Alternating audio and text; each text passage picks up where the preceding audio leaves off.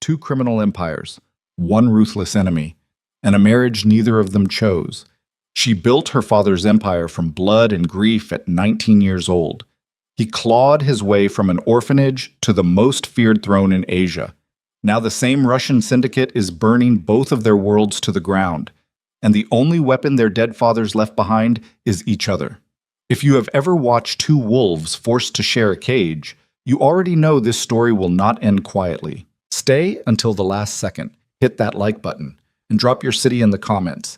Let me see exactly how far this story has traveled. 谢谢。 The call came at 3:47 in the morning. Nya Okoye did not sleep the way ordinary people slept. She dozed in 2-hour increments, fully clothed on top of her duvet, phone face up on the pillow beside her, one ear always half-tuned to the building around her. 6 years of running the Okoye syndicate had burned ordinary rest out of her nervous system the same way a long fever burns out a person's appetite. Gradually, completely, without warning, until the absence felt normal. So when the encrypted line buzzed at 3:47, she was already sitting up before the second vibration. "Talk," she said. The voice on the other end belonged to Dio, her head of intelligence. 43 years old, former British military intelligence, 2 decades loyal to her father before he passed, and then loyal to her by default. Or by choice, she had never been entirely sure which. His voice that night had a particular quality she recognized immediately. Not panic. Dio did not panic. Something quieter than panic and considerably more dangerous. "The Rotterdam shipment is gone," he said, "all of it. 42 containers, 12 crew members. Port Authority found the dock empty at 2:15. The harbor master is dead. Our contact inside customs stopped answering at midnight." Naya pressed the heel of her hand against her sternum. "The crew. Nothing recovered yet." "Who?" Dio paused a half-second too long. "Same signature as Antwerp. Same as the Berlin warehouse in March. Same as the supply chain disruptions our Lyon contact flagged last week." He paused again. "It's Volkov's people, Naya. It's got to be." She stood up from his bed. The floor of her Mayfair penthouse was cold through her socks. London in November sat gray and damp outside the floor-to-ceiling windows, a city that looked expensive and felt older than its own ambitions. She crossed to the window and stood in the dark, watching headlights move 6 stories below. Mikhail Volkov. She had been watching the name accumulate across her organization's incident reports for 11 months. A Russian syndicate operating out of St. Petersburg with reach that extended into Western Europe, Southeast Asia, and the eastern seaports like a hand closing slowly around a throat. Volkov did not announce himself. He did not send warnings. He simply arrived in the infrastructure of other people's organizations and began removing pieces, methodically, patiently, until the structure buckled. 42 containers, 12 crew members, a dead harbor master. "Double the security rotations at Southampton and Liverpool," she said. "Get me everything you have on Volkov's current logistics chain, and find my crew. And if they're all ready, find them," she said, and ended the call. She stood at the window for another full minute, breathing evenly, cataloging the cold. She was 25 years old, and she had been carrying her father's empire for 6 of them. Emmanuel Okoye had built the organization over 30 years from nothing, from a 22-year-old Nigerian immigrant arriving in London with 40 pounds and an uncle's address on a crumpled envelope. He had built it through patience, intelligence, and a ferocious understanding that power in the criminal world was not given but architected, brick by careful brick, relationship by relationship, until the structure was load-bearing enough that even a grenade underneath it would not bring everything down. When he died of a heart attack in his study on a Tuesday morning, Naya was 19 and in her second year at the London School of Economics.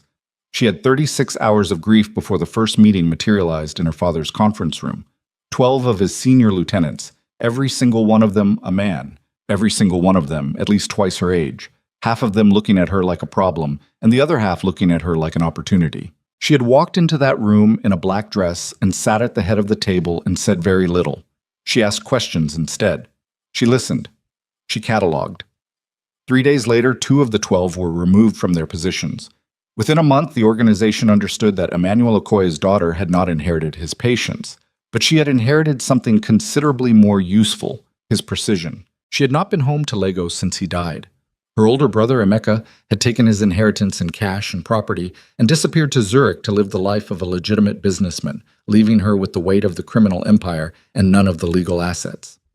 She had not spoken to Emeka in 4 years. She kept his number in her phone under a name that was not his.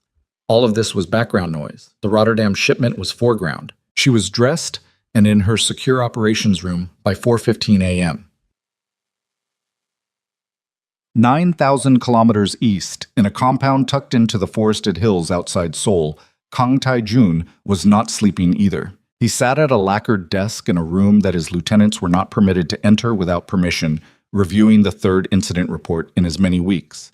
The Busan port irregularity, the Incheon container diversions, the intelligence blackout that had swallowed 2 of his best information assets in Vladivostok, like a stone dropping into dark water. No ripple, no trace. 30 years old. Former street fighter, former enforcer, former ghost of the Seoul Underground who had appeared from nowhere at 22 and begun dismantling the competing organizations around him with the methodical quiet of a man who had been planning it since childhood. His people called him the Iron Chair because once he sat in a position, nothing moved him. His enemies called him other things, mostly in whispers, mostly when they were certain he could not hear. The Kang Syndicate controlled the most significant portion of criminal infrastructure in South Korea, narcotics distribution across 4 provinces, protection rackets across the Incheon commercial zones, extortion networks so thoroughly embedded in legitimate business that the businesses themselves had long since stopped noticing the border. He had built it from enforcers' wages and borrowed knives, from years sleeping in the back rooms of other men's gambling dens, from a childhood at the Gwangju Municipal Orphanage that had taught him one lesson with extraordinary thoroughness. No one was coming to save him. No one had ever come. No one ever would. So he had saved himself. And then he had built something that could not be taken. Except now something was trying to take it. His head of intelligence, a former National Intelligence Service analyst named Park Sung-jin, had presented the Volkov dossier 48 hours ago.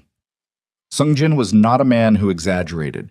He presented facts with the same flat economy he used for everything else, and the fact he had presented were Volkov's syndicate had been systematically probing Kang's syndicate infrastructure for 8 months. The probes were too precise, too patient to be random. Someone was mapping them. They are preparing, Sung-jin had said.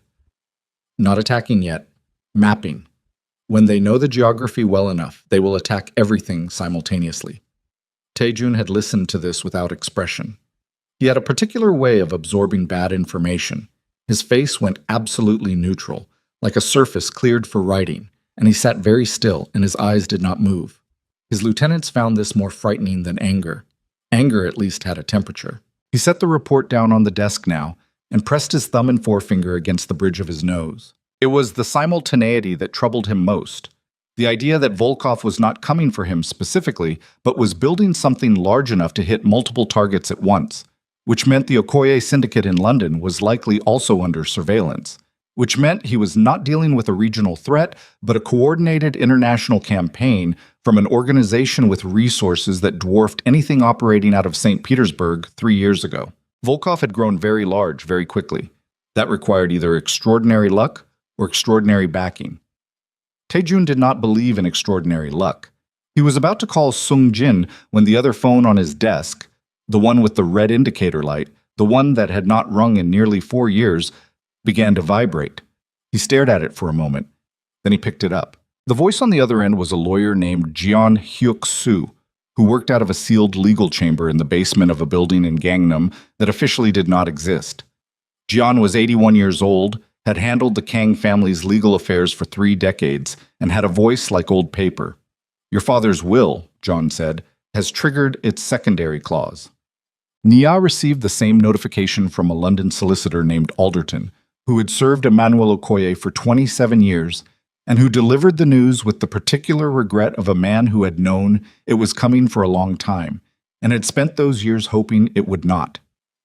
She sat across from him in a conference room in Gray's Inn, her hands flat on the table, her expression revealing nothing. "Read it again," she said, "the relevant clause." Alderton cleared his throat.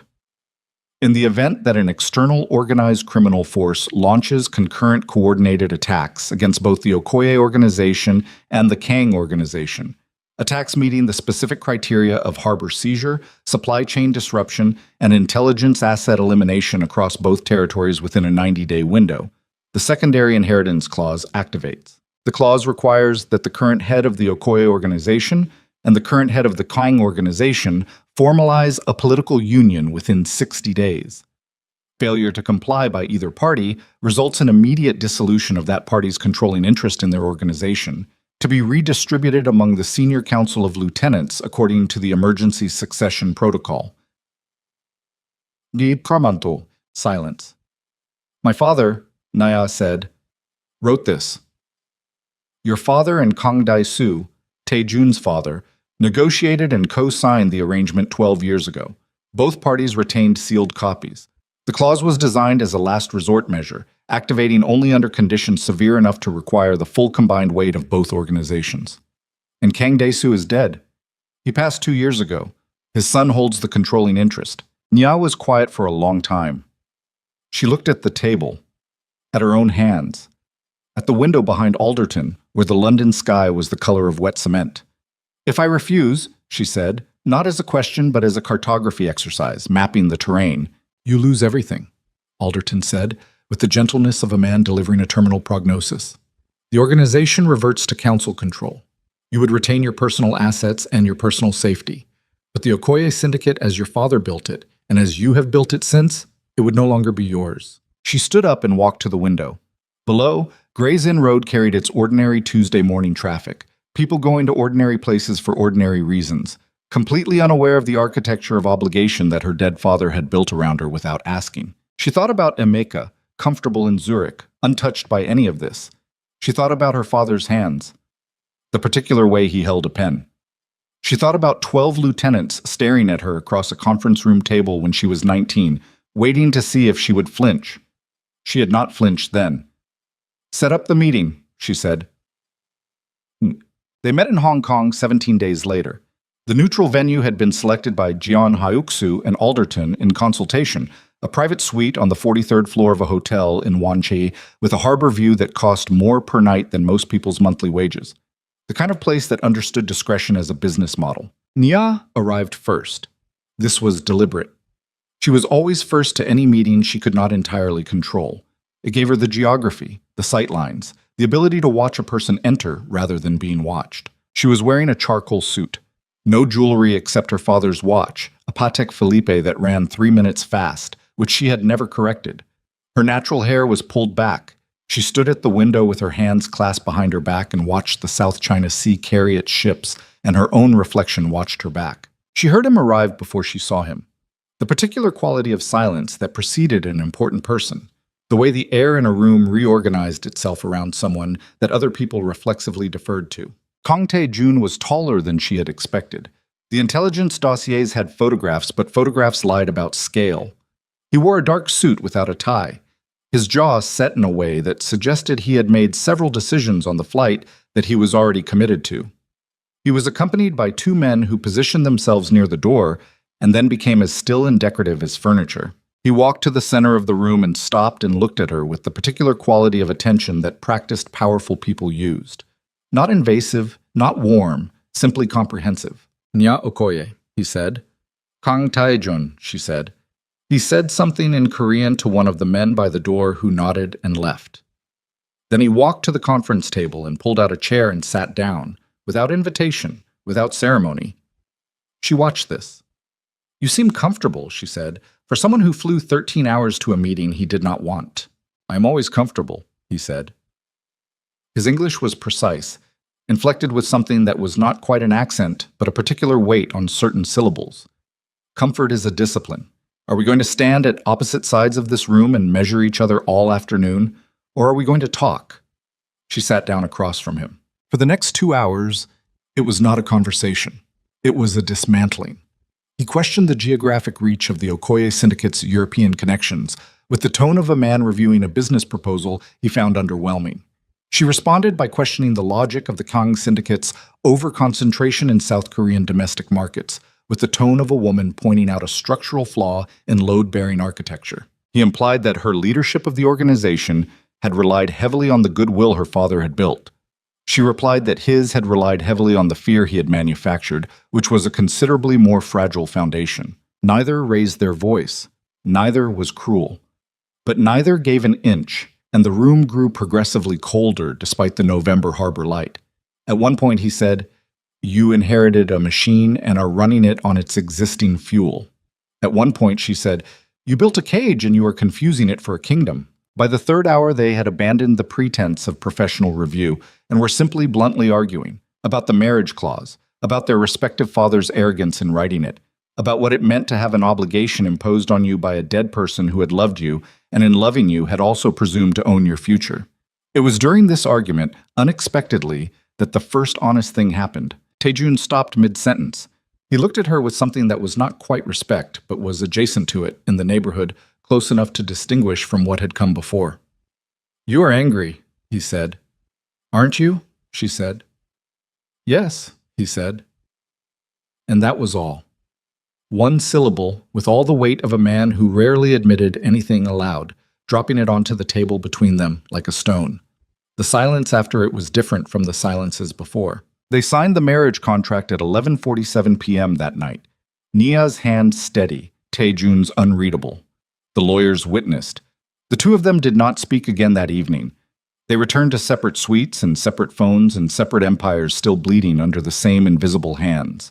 But Nia stood at her window at midnight, holding her father's watch and listening to the harbor, and understood that the life she had been living, alone, armored, self-sufficient, had just changed its shape. She did not know yet into what. What she knew, lying awake at 2 a.m. while London bled 9,000 kilometers west and Seoul bled 9,000 kilometers east, was that the next move was not hers and not Taejun's. It belonged to Mikhail Volkov. And Volkov, whoever had built him, and however much money stood behind him, was already in motion. The Rotterdam crew was still missing.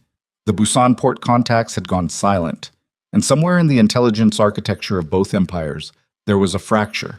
A crack that someone had found and was quietly, patiently prying open, that neither she nor Taejun had located yet. She closed her eyes. 3 minutes fast. Her father's watch ticked against her palm. Somewhere on the other side of the hotel corridor, she was certain Kang Taejun was not sleeping either. The wedding happened on a Saturday. Seoul in late November carried a particular kind of cold that Nia had not anticipated. Not the damp, bone-settling cold of London, but something drier and sharper. A cold with edges, the kind that found the gaps in your clothing and reminded you they were there. She stood in a dressing room inside Taejun's estate, while two women she had never met adjusted the collar of a dress she had not chosen. And she looked at her own reflection with the detached attention of someone examining a photograph of a stranger. The dress was white, traditional in silhouette, expensive in fabric selected by Taejun's head of household staff with the careful neutrality of someone who understood they were navigating a minefield of cultural expectation and had chosen to split the difference as cleanly as possible. It fit her perfectly, which meant someone had obtained her measurements without asking, which meant someone on her own staff had provided them, which meant the Kang organization had tentacles inside her operation longer and deeper than she had known. She filed that away. Not with panic, with the cold taxonomical precision that had kept her alive for 6 years. Dio stood near the door, arms crossed, watching her with the expression he wore when he had opinions he had decided not to voice. "Say it," she told her reflection. "I didn't say anything." "You're thinking loudly." He was quiet for a moment, then, "You don't have to do this." "Yes," she said, "I do." Alderton's interpretation of the clause could be challenged with enough Dio. She turned from the mirror. "If I challenge the clause and lose, I lose everything. If I challenge it and win, I spend the next 2 years in litigation while Volkov dismantles both our organizations piece by piece because we were too busy fighting each other's lawyers to notice. Either outcome is worse than this." She gestured briefly at the dress, at the room, at the entire architecture of the situation. "So we proceed." He looked at her for a long moment. He had the face of a man who had learned a long time ago that caring about someone in their position was a liability and had never quite managed to stop doing it anyway. "He's not your father," Dio said. "I know that. I mean, he is not going to protect you the way your father did. He's going to protect the alliance. That's different." "I know that too." She turned back to the mirror. "That's why I'm going to protect myself."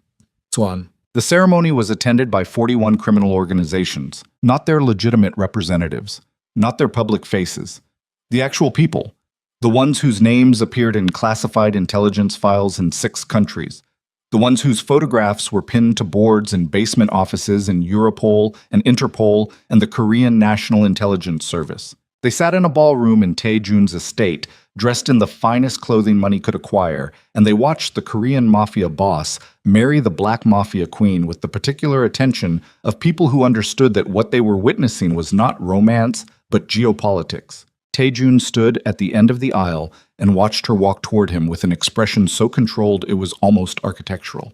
She watched him back with the same. They had not spoken since Hong Kong. The logistics of the marriage, the venue, the guest list, the legal documentation, the security protocols had been handled entirely by staff. What passed between them directly amounted to 2 brief encrypted messages, both operational, neither personal. She reached him. They stood 2 feet apart. The officiant spoke. They answered when required. The rings were exchanged.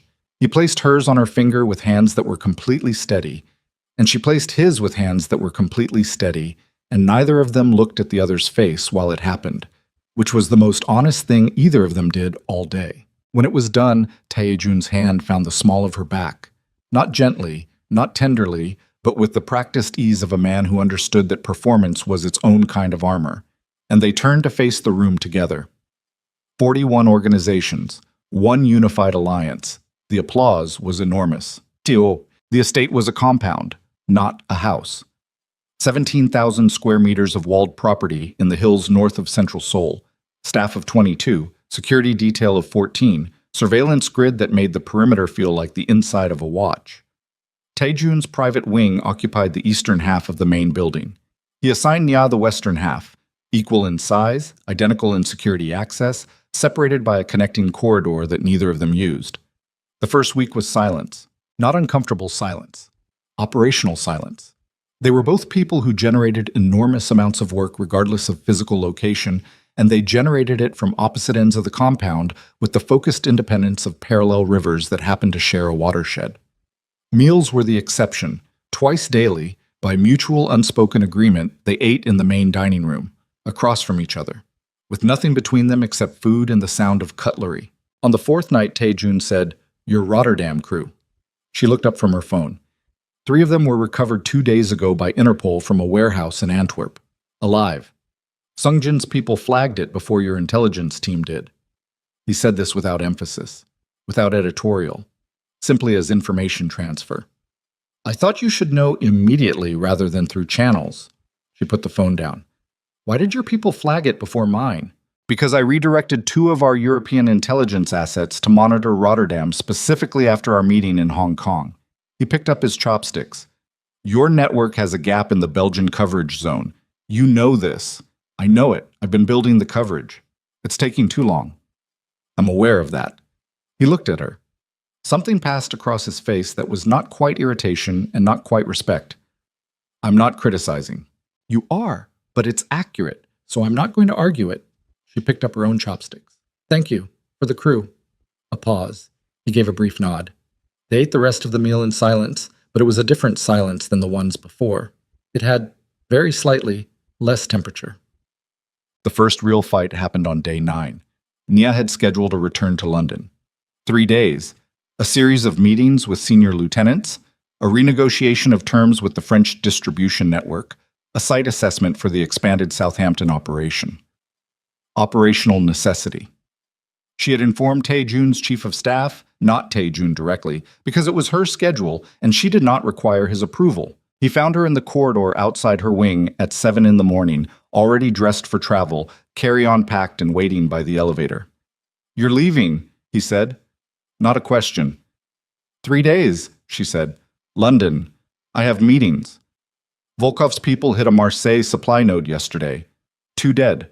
One of them was your contact. She already knew. Dio had called at 5:30. I know. Then you understand why... Why what? She turned to face him fully. Why I shouldn't go to my own organization to manage a crisis. Help me understand the logic. His jaw tightened. A small motion, barely visible. The threat level in Western Europe is elevated. You're the primary target of an active syndicate campaign. If Volkov's people confirm your location in London, then they will discover that I handle active syndicate campaigns for a living.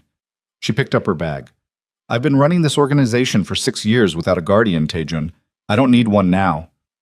I'm not offering to be your guardian. His voice was even, carefully, deliberately even. I'm telling you that our security protocols require advanced coordination when either principal travels to a high-risk zone. That's a mutual obligation, not a personal one. Your security protocols, she said, written by your people, adopted without my input. The marriage agreement says we run a unified alliance. It doesn't say you run me. She stepped past him toward the elevator.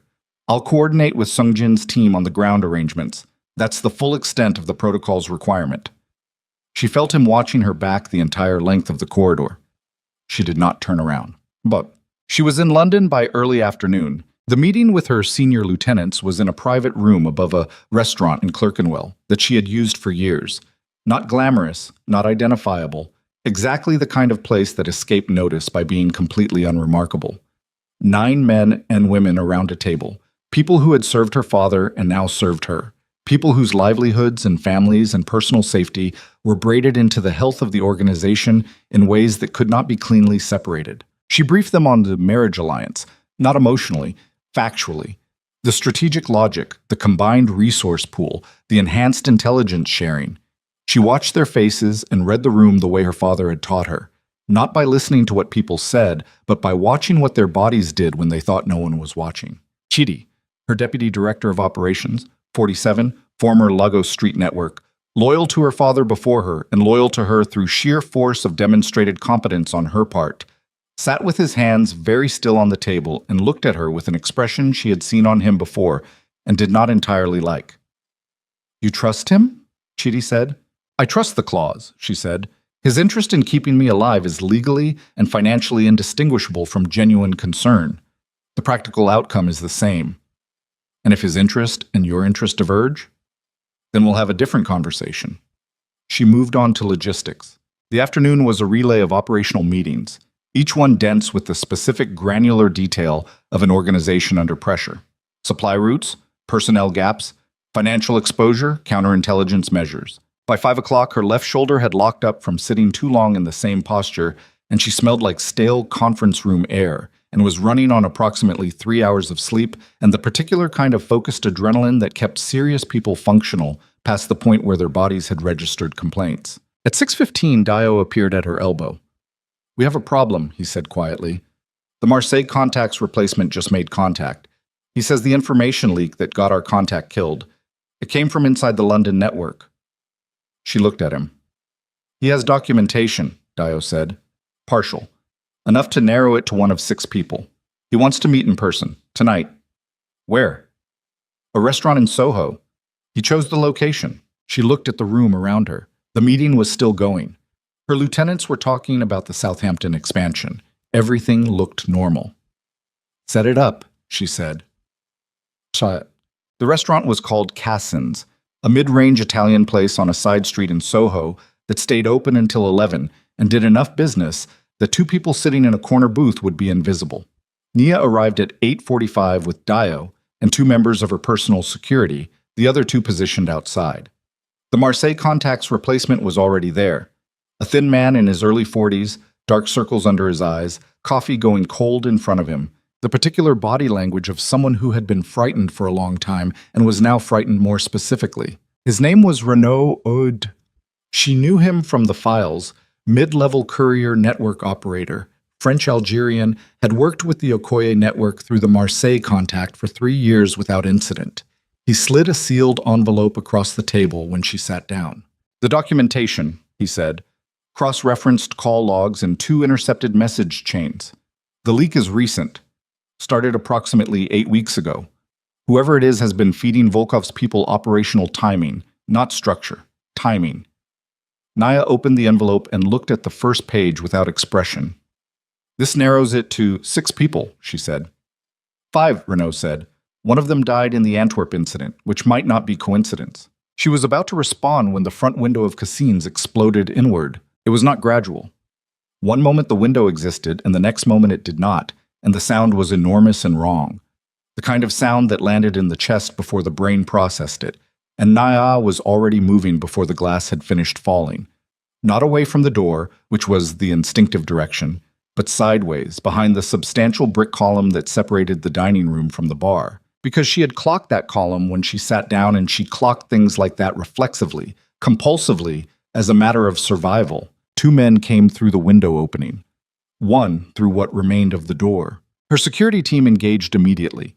She heard the sounds of it, the specific compressed violence of people who knew exactly what they were doing, short and functional and brutal. Dio went left. She went right, around the column, and the man who had come through the door was already turning toward her, and she took that momentum and redirected it, using his own forward motion to put him off balance before he had fully processed what was happening. And then she put him on the floor with the practiced efficiency of someone who had trained for this since she was 16 and had needed it in the real world more times than she wanted to count. It was over in under 40 seconds. 3 attackers. Her 2 inside security were standing. Dio was standing. Renault had taken a graze across his left arm and was pressed against the far wall, looking like a man who had stopped being surprised that his life was like this and had moved through surprise into something closer to exhausted resignation. The restaurant was nearly empty. It was a Tuesday. The back tables had been booked out under a false name by Dio in advance. But the handful of other patrons were against the walls or under tables, and from outside she could already hear the first approaching sirens. 90 seconds, maximum, before Metropolitan Police. "We need to move," Dio said. She looked at the 3 men on the floor. 2 unconscious. 1 cuffed to a table leg by her security with a zip tie that had appeared from somewhere with the efficiency of long practice. She crouched down in front of the one who was cuffed. He was breathing hard. Eastern European features, she thought, or possibly Central Asian. Tattoo visible at the collar. He looked at her with the unfocused defiance of someone running purely on adrenaline and training. "Volkov?" she said. He said nothing. "You have about 60 seconds before the police arrive, and this becomes their problem instead of mine," she said. "Their problem is considerably worse for you. My problem at least involves a conversation." He looked at her. Something shifted in his expression, fractionally. "Volkov," he said. And nothing else. She stood up. "Move," she told Dio. They were out the back before the first police car reached the street. She was back at the safe house in Mayfair by 10:15, jacket gone, the heel of her right hand stinging from the impact it had absorbed, running on pure focus and the acidic aftermath of controlled violence. Her phone showed 4 missed calls, 3 from Dio's backup line, 1 from a number she recognized immediately, Seoul. She looked at the missed call from Tae-jun's direct line for a long moment. Then she called Dio first, confirmed everyone was clear and uncompromised, initiated the internal investigation protocol that would begin working through Renault's 6 names, and arranged for Renault himself to be moved to a secure location. Then she called Seoul. He picked up on the first ring. "You're alive," he said. No preamble. "I'm alive," she confirmed. A pause. She could hear something in the quality of the silence. Not relief exactly, but the aftermath of something that had been close to relief and was now rearranging itself into something more controlled. "Our surveillance on your London perimeter picked up the Soho incident 40 minutes ago," he said. Sung-jin flagged it immediately. "I've been—" He stopped. What happened? She told him. Factually, efficiently, the way she briefed her own lieutenants. The meeting, Renault, the documentation, the 3 attackers. She told him she had handled it. She told him the security team was intact. When she finished, there was a silence that was different from his usual silences. "You should have told me you were meeting an intelligence contact tonight," he said. "I assessed the risk level and determined, Nya." His voice was still even, but something underneath it had shifted, something with density. "I am not arguing about authority. I'm telling you that if you had coordinated with Sung-jin before that meeting, we would have had eyes on that restaurant 2 hours in advance, and those 3 men would not have gotten within a block of you." She held the phone and said nothing. "This is not about control," he said. "This is about the fact that you are the head of half of the only alliance currently capable of stopping Volkov. And if something happens to you, everything our fathers built, everything we agreed to, collapses. I am not protecting you. I am protecting the structure. Do you understand the difference?" She understood the difference. She had said almost exactly the same thing to Dio about him, 2 weeks ago, in a dressing room in Seoul. Yes, she said. Another pause. Are you hurt? The question was so plain, so direct, so stripped of the operational framing that had surrounded everything else he had said, that it landed differently than she expected. She looked at the heel of her right hand in the dim light of the safe house. No, she said. He exhaled. One brief, barely audible exhalation, the kind a person made when they had been holding something and had just set it down. Come back, he said. When your London business is finished, come back and we will work through the Volkov intelligence together. She looked at the ceiling. 2 more days, she said. 2 more days, he agreed, and ended the call. She sat with the phone in her hand for a long time after that, not moving, not thinking about the 3 men in Cassins or the envelope from Renault or the 6 names and the internal leak that was quietly bleeding her organization from the inside. She was thinking about the way his voice had sounded when he said, "Are you hurt?" The particular flatness of it that was not coldness, but something that had been stripped down to its essential weight, like a sentence with all the unnecessary words removed until only the one that mattered was left. She told herself it was the adrenaline, the residue of a violent evening rearranging her perceptions. She told herself she was reading something into a pragmatic question from a pragmatic man who had very practical reasons for needing her alive. She mostly believed it. Mostly. Test. She returned to Seoul on the 3rd day, as agreed. The connecting flight from Heathrow landed at Incheon at 6 in the morning. Taejun's car was waiting, but Taejun was not in it. He was in an emergency operations meeting that had begun at 4 a.m. and showed no sign of concluding.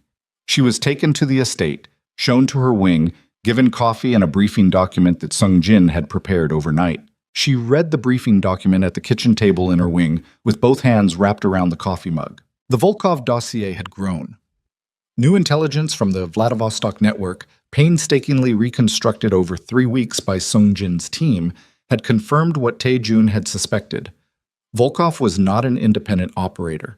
The St. Petersburg Syndicate was a front, well-constructed, well-funded, operated with genuine criminal infrastructure that made it look autonomous, but underneath the construction, there was money that did not originate in Russian organized crime. The sourcing went somewhere else, somewhere with longer reach and deeper resources, and a particular interest in eliminating both the Okoye and Kang organizations simultaneously. Not eliminating, absorbing. The Rotterdam crew, the ones recovered in Antwerp, had been held for questioning, not killed. The Busan port irregularities had involved diversion, not destruction. The pattern was not annihilation, it was acquisition. Someone was trying to take over both empires. Volkov was the instrument. She was still staring at the last page of the briefing document when she heard footsteps in the connecting corridor. She looked up. Taejun stood in the doorway. He had clearly come directly from the meeting. His jacket was off, his sleeves rolled to the elbow, and he had the hollowed-out look of a man who had been awake for a very long time and had consumed a great deal of coffee to compensate, and it had not entirely worked. He looked at her across the kitchen. "You read it," he said. "Just finished." He came in and sat down across from her at the kitchen table without asking.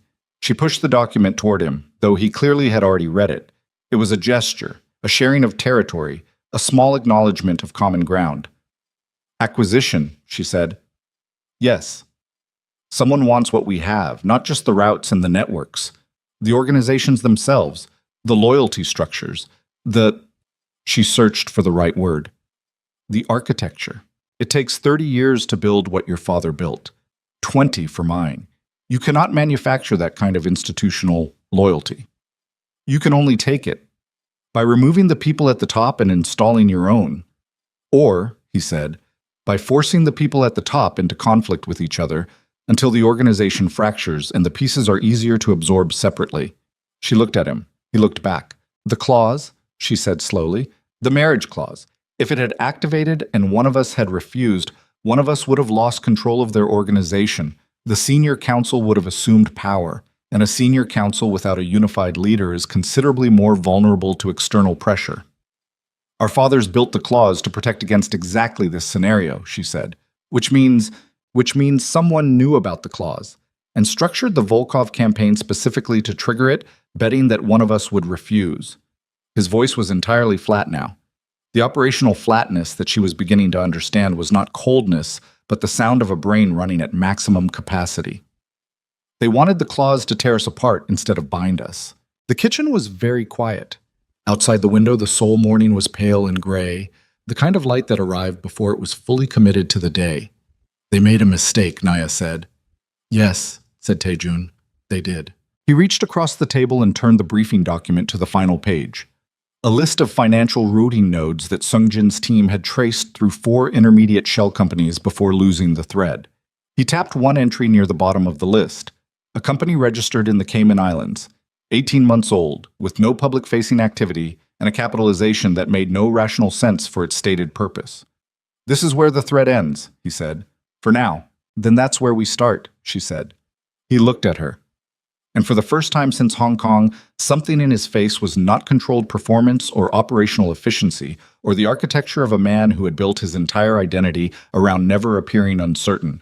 It was something quieter, something that did not have a name yet but had a shape. Yes, he said. Together. She held his gaze for exactly 1 second longer than necessary. Then she looked back at the document because she was a practical woman and there was work to do. And whatever had just crossed the kitchen table between them was something she was not ready to name either. But it was there. And they both knew it, and somewhere, in an office she could not yet locate, belonging to a person whose name she did not yet know. Someone was watching 2 people who were supposed to be enemies becoming something more dangerous than allies, and beginning, very quietly, to panic. The Cayman Islands company had a name, Meridian Structured Assets, LLC. It had taken Sungjin's team 11 days to find it, and another 4 to understand what they were looking at. Nia and Taejun had spent those 15 days in a rhythm that neither of them had anticipated and neither of them discussed, working from the same table in the estate's secure operations room, eating at odd hours, sleeping in short intervals, building the intelligence picture together the way you build a structure in the dark, by touch, by feel, by the slow accumulation of pieces that eventually became a shape you could recognize. The shape was worse than either of them had expected. Meridian Structured Assets was not a shell company in the traditional sense. It was a collection vehicle, designed not to hide money, but to consolidate organizational assets from multiple criminal networks simultaneously. The financial architecture was elegant in the way that genuinely dangerous things are elegant, simple underneath all the complexity, ruthlessly functional. Built by someone who understood that the most effective traps are the ones that look like something else entirely until the moment they close. Sungjin laid it out on a Tuesday morning, standing at the head of the operations table with the particular stillness of a man who had been sitting on bad information long enough that delivering it had become a relief. Meridian has absorbed, wholly or partially, 7 criminal organizations in the past 22 months, he said. 3 in Eastern Europe, 2 in Southeast Asia, 1 in West Africa, 1 in Australia. In each case, the methodology was identical. Extended pressure campaign, supply disruptions, intelligence leaks, key personnel eliminations, until the organization's leadership was destabilized. Then acquisition offers made to the senior council during the power vacuum. Nia looked at the map on the screen. 7 markers. 7 organizations that no longer existed in their original form. The West African Network, she said. Which one? Sungjin looked at her with a fractional hesitation that told her the answer before he gave it. The Ibarra Syndicate, he said. Lagos-based. Dismantled 14 months ago. The Leadership Council accepted the Meridian acquisition terms after their principal died under, he paused, under circumstances that were ruled a cardiac event. The room went very quiet. Naya heard her own heartbeat for a moment, distinct and too loud. The Ibarra Syndicate, Lagos. 14 months ago. She knew the name from her father's correspondence, a competing organization, yes, but one Emmanuel Okoye had maintained a careful peace with for over a decade. She knew the principal had died.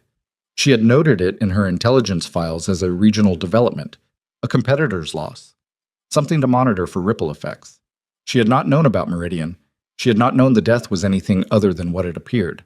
The cardiac event, she said. Her voice was completely level. Was it natural? Sungjin held her gaze. We cannot confirm either way with current evidence. Taejun, seated to her left, was very still. She did not look at him.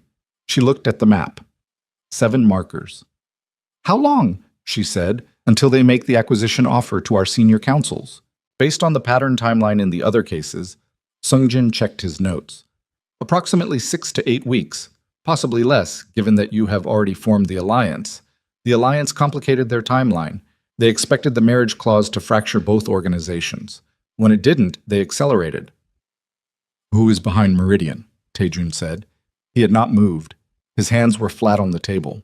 The beneficial ownership traces through 4 jurisdictions and terminates in a nominee structure. We cannot confirm the individual. However, Sungjin pulled up a secondary document.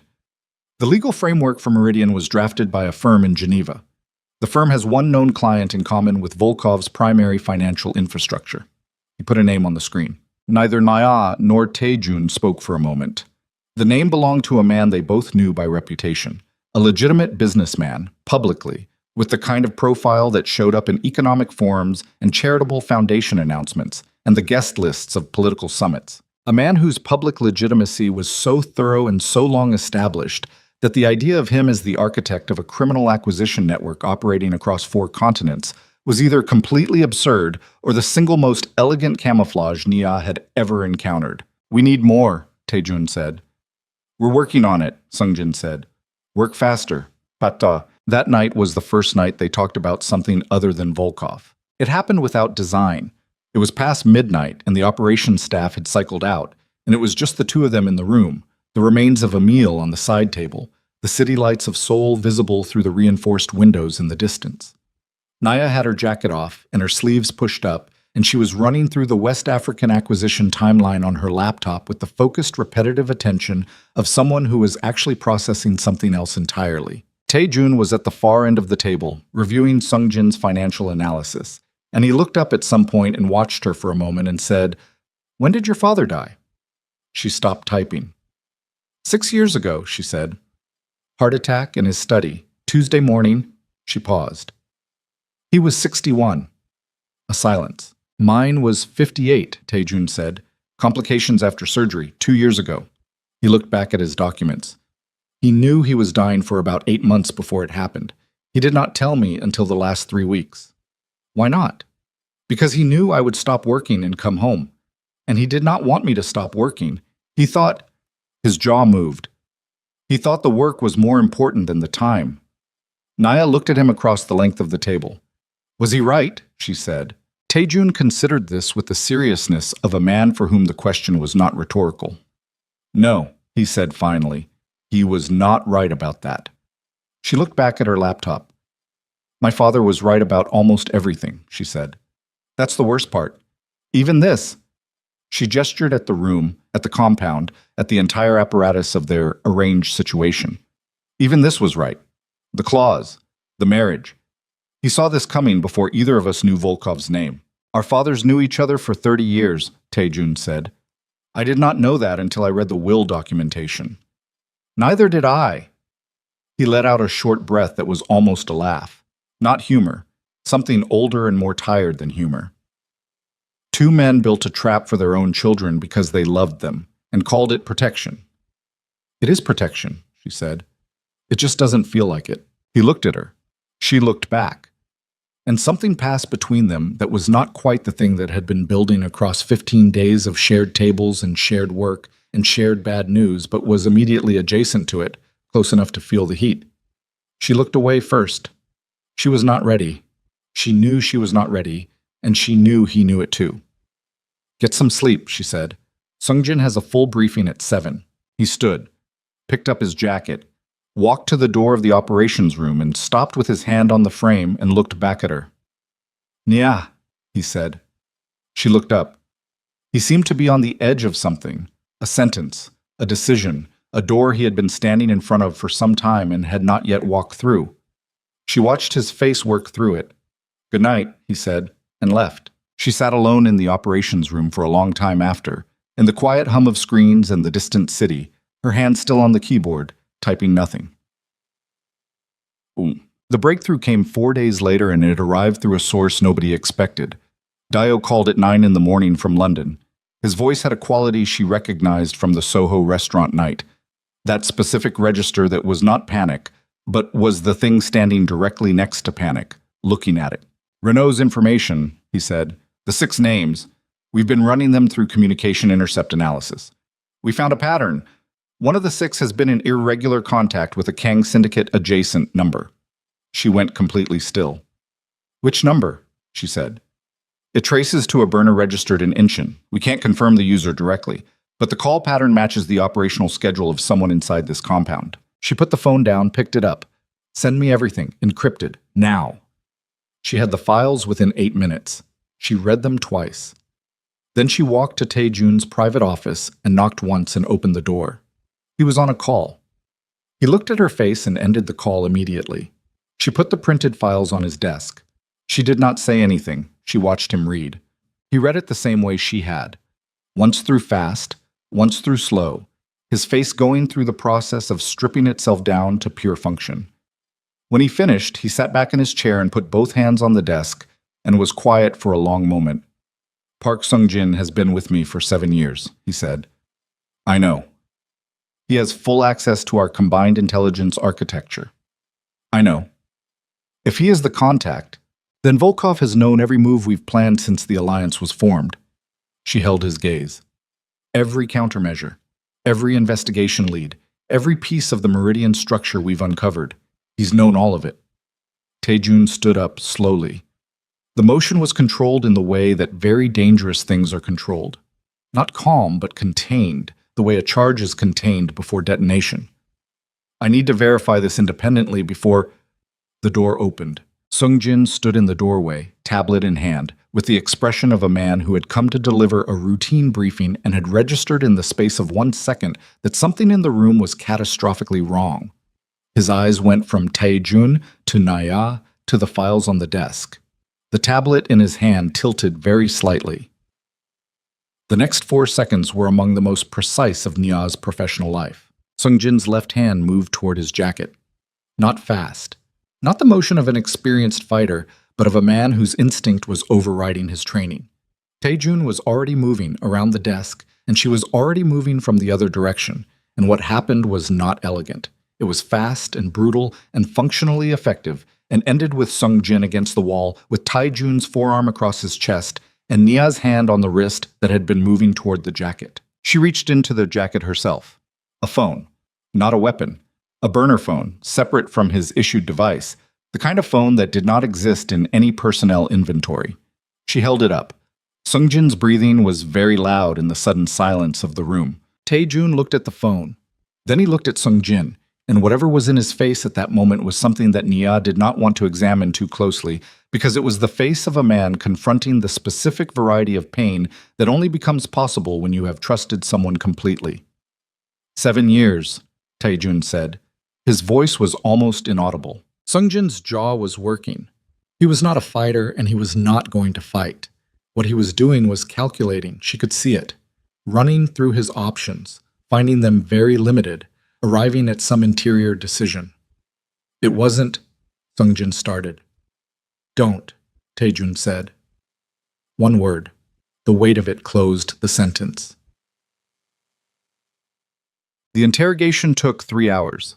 They used the estate's secure room, basement level, no windows, the kind of space that had been built for exactly this purpose, and whose walls had absorbed a great many conversations that were never repeated anywhere else. Nia sat to one side. Tae-jun sat directly across from Sung-jin. 2 of Tae-jun's most senior security people stood near the door. What emerged over those 3 hours was a picture that was worse than either of them had constructed. Sung-jin had been contacted 18 months ago. Not by Volkov, not even by Meridian directly.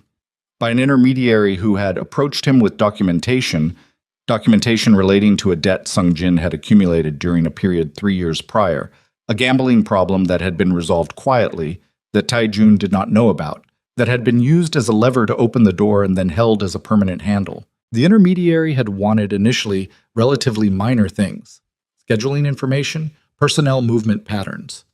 Nothing that felt immediately catastrophic, and Sung-jin had told himself the story that people tell themselves when they are doing something they cannot stop doing, that the damage was minimal, that he was managing it, that at some point the leverage would expire and it would end. It had not ended. It had expanded. By the time the Volkov campaign began, Sung-jin was providing full operational intelligence, investigation leads, countermeasure strategies, the details of the Meridian research as fast as he compiled it. The Soho restaurant, Naya said at one point, her voice very quiet. The three men who came through the window. Sung Jin looked at the table. Did you arrange that? She said. A pause that lasted long enough to be its own answer. I provided the location and the timing, he said. I did not... He stopped. I was told it would be a warning, not an assassination attempt, she said. He said nothing. She looked at her own hands on the table. 3 attackers, 40 seconds. If she had been slower or seated differently, or if Dio had positioned himself to her right instead of her left, she looked up at Tae-jun. He was looking at her with an expression she had never seen on him before. Not the stripped-down operational focus, and not the careful, controlled performance of a man managing his public face. Something rawer, something that had gotten past the armor. You knew about the restaurant before I told you, she said. Not to Sung Jin, to Tae-jun. On the phone that night, you said your surveillance picked up the Soho incident. Yes, that surveillance intelligence came from Sung Jin's network. A pause. Yes. So when you called, you had incomplete information. You didn't know if it was a warning or an elimination. You didn't know if I... No, he said. I didn't know. She absorbed this. The two of you continue, she said, and stood up and walked out of the room. She stood in the corridor outside for approximately 90 seconds. The corridor was empty. The basement level of the estate was quiet in the particular way of spaces designed to contain noise. The fluorescent lighting was the color of old bone. She pressed her back against the wall and breathed. 19 years old in a conference room full of men who wanted her position. 25 years old in a basement in Seoul with the architecture of everything she had built sitting directly on top of a fracture she had not detected. 12 crew members in Rotterdam. A dead harbor master. A contact in Marseille killed by information that had passed through this building. She had built her entire professional identity on the premise that she could see clearly, that her father's legacy was in safe hands because those hands were precise and disciplined and did not make the category of mistake that came from trust. She had trusted the structure, the combined intelligence apparatus, the 15 days of shared work at that table. She had let herself believe the picture they were building together was reliable. It had been compromised before they started. Every lead, every dead end, every piece of the meridian structure they thought they had found.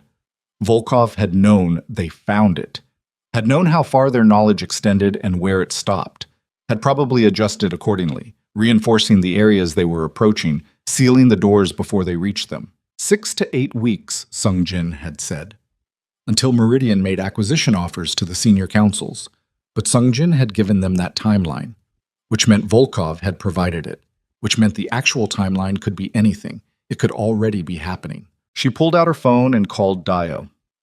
Emergency protocol, she said. All senior council members are to be unreachable to any external contact until they hear from me personally. Use the verification phrase we established in November. Anyone who can't confirm the phrase is to be considered compromised. What's happened? I'll explain when I'm certain of the extent. Go. She called Chidi next. Same instruction. Then the 3 other senior figures in the London network who sat at the level where an acquisition offer would logically be directed. Each call took under 45 seconds. By the end of the 5th call, she had a partial picture. 4 of the 5 confirmed receipt and could verify the phrase. The 5th, a man named Ogenekaro, who ran the Southampton operation and whom she had known since he worked under her father, did not answer. She called 3 more times. On the 4th attempt, a woman's voice answered, a woman she did not recognize, who said nothing but breathed for 2 seconds before ending the call. Naya stood in the corridor with the phone at her side and the cold certainty spreading through her chest like something poured in at the collarbone and working downward. Southampton. The expanded operation. The one she had been discussing in that Clerkenwell meeting room 9 days ago, the details of which had been in Sung Jin's briefing notes by the following morning. She went back into the interrogation room. Tae-jun looked up when she entered. He read her face. Southampton, she said. They've moved on Southampton. Ogenekaro is not responding. Tae-jun stood immediately. Meridian's timeline, she said. It's not 6 to 8 weeks. It's now. They moved the moment they realized Sung Jin had been identified. She looked at him. This was the contingency. If the asset was burned, accelerate everything simultaneously before we could warn our organizations. The security people near the door were already in motion, reaching for phones. We need to contact every senior lieutenant in both organizations simultaneously, Taijun said. Right now. We have a verification problem, she said. Our communications infrastructure has been compromised. Any channel that ran through Sungjin's network cannot be trusted. Cannot be trusted, she confirmed. They looked at each other across the room. She could feel the specific quality of the moment, the way a situation crystallizes when the space of available options narrows to a single point. Not panic. The opposite of panic. The kind of absolute clarity that arrives when things are genuinely desperate and the mind responds by becoming very, very simple. We go in person, she said. Both of us? Split. You go to Busan. Your most exposed senior lieutenant is there. Volkov has been probing that operation for 8 months, and if they're accelerating, it's the first target. I go to London. We go tonight. He held her gaze. She could see him running the same calculation she was running. The risk of separating versus the risk of choosing one location over the other while the other burned. If we split, he said, we lose the security of combined personnel. We already lost it, she said. The security infrastructure was compromised. We're starting over from individual trust networks. Yours are in Busan. Mine are in London. We move faster apart than together right now. A pause. Short, but real. The weight of a man who had built his entire operational philosophy around control deciding whether the situation was exceptional enough to change the philosophy. 12 hours, he said. We are back in contact in 12 hours regardless of what has happened. Non-negotiable. Agreed. He moved toward the door, stopped, turned. In the harsh fluorescent light of the basement interrogation room, with the ruins of 3 hours of catastrophic revelation still in the air, he looked at her with the expression she had seen briefly in the kitchen, the one without architecture, without control, without the carefully maintained surfaces. He looked like a man who wanted to say something and had run out of time to say it. Be careful, he said. It was not the thing he wanted to say. She could tell, but it was what came out. You too, she said. He left. She heard his footsteps on the stairs, quick and decisive, going up and away. She stood in the interrogation room with Sung Jin, who was looking at the table, and the 2 security people who were looking at her. Secure him, she told them. Full isolation. No communication with anyone until I return. Then she walked out and up the stairs toward the world that was disintegrating around her, moving fast, already rebuilding the plan from the only material she had left, herself, and 12 years of her father's lessons, and whatever time remained before Meridian finished what it had started. Her phone buzzed in her hand as she reached the ground floor. A message from a number she did not recognize, routed through 3 anonymizing layers that her system flagged automatically. She opened it. 4 words. We need to meet. And below that, a 5th word that stopped her mid-step at the top of the basement stairs, that made her read it twice, and then a 3rd time, that sent something cold and structural moving through her that was not fear, but was the thing that lived directly underneath fear in the place where the deepest certainties were kept. The 5th word was a name, her brother's name. The name on the screen was Emeka. Nia stood at the top of the basement stairs for 3 full seconds, which was 2 seconds longer than she normally allowed herself to stand still when everything was on fire. The fluorescent light from below threw her shadow up the wall at a steep angle. The ground floor of the estate was moving. She could hear Taejun's people organizing rapid departure, vehicles being requested, the low, urgent tones of men recalibrating quickly to a new operational reality. She read the message a 4th time. We need to meet. Emeka. Her brother had been in Zurich for 4 years. He had taken his inheritance and his legitimate businesses and his clean hands, and he had left. She had his number in her phone under a name that was not his because she could not look at his name without the specific variety of anger that came from abandonment dressed as choice. She had not spoken to him since a phone call 3 years ago that had lasted 4 minutes and ended with her saying things she had not retracted and him saying nothing and then the line going quiet. She forwarded the message to Dio with a single line. Trace the routing. Find the origin device. Now. Then she moved.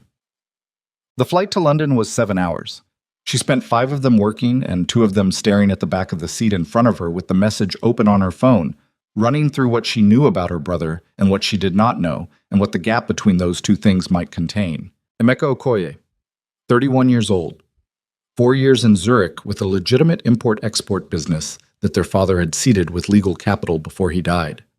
Clean record. Public profile.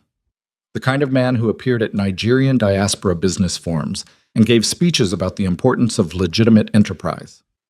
She had monitored him because she monitored everyone, and everything she had found had confirmed exactly what he presented. A man who had walked away from the criminal world and intended to keep walking, except Meridian had a West African acquisition, the Ibarra Syndicate, Lagos, 14 months ago, and the Ibarra Syndicate had been her father's longest-standing regional competitor, the organization Emmanuel Okoye had maintained careful peace with for a decade, the organization whose principal had died of a cardiac event that Sung Jin could not confirm was natural. And Emeka had been in Lagos 14 months ago.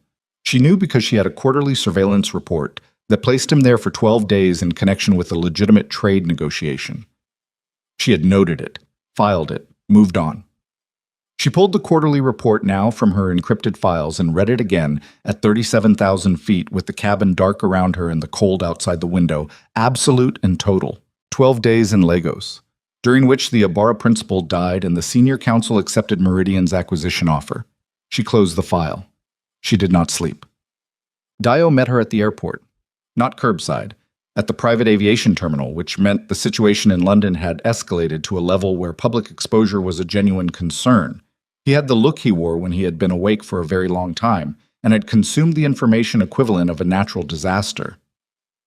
Southampton, she said before he could speak. Ogenekaro is alive, Dio said. He's with us. His phone was taken by one of his own people, a man named Fasola, who has been in the organization for 8 months.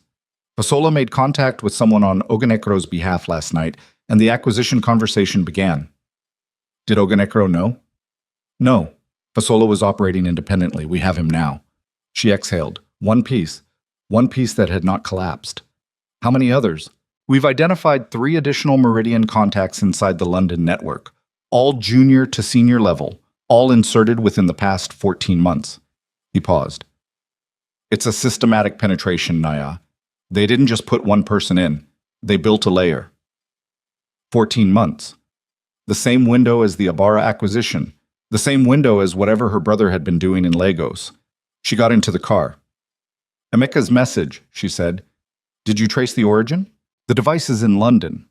He said it carefully, the way he said things when the information was going to land badly. It's in Brixton. The routing puts it within a 4-block radius of the street your father grew up on.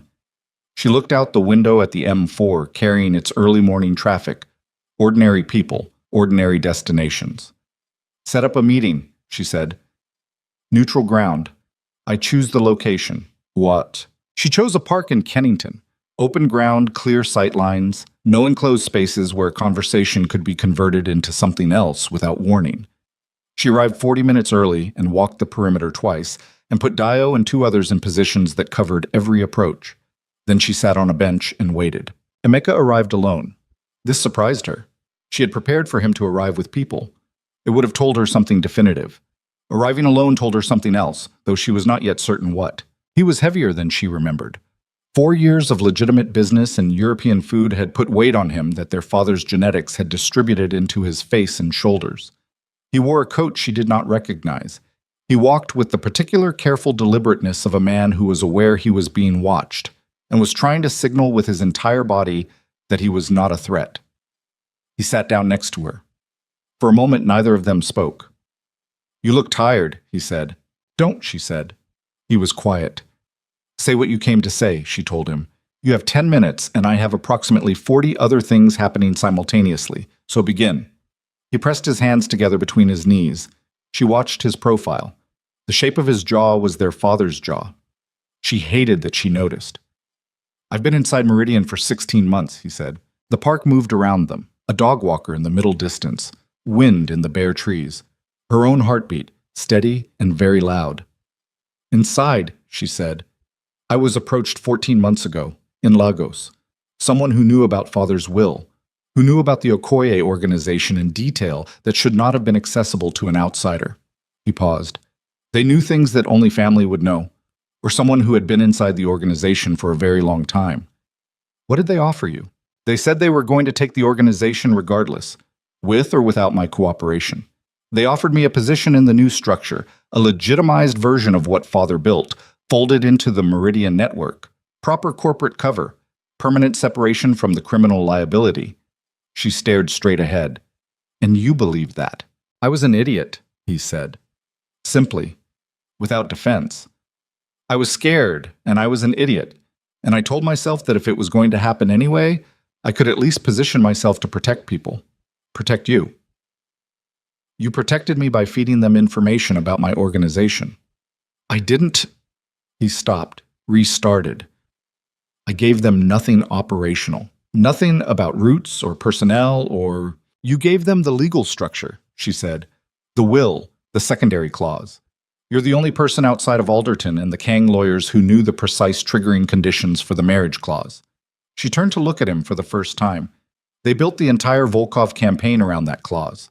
They designed it to trigger the clause and then break it, which means whoever architected this knew the exact specifications before the campaign began, before Volkov existed. Emeka's face had gone through several things while she was speaking and had arrived at something that looked like a man seeing the full shape of what he had done for the first time in one unobstructed view.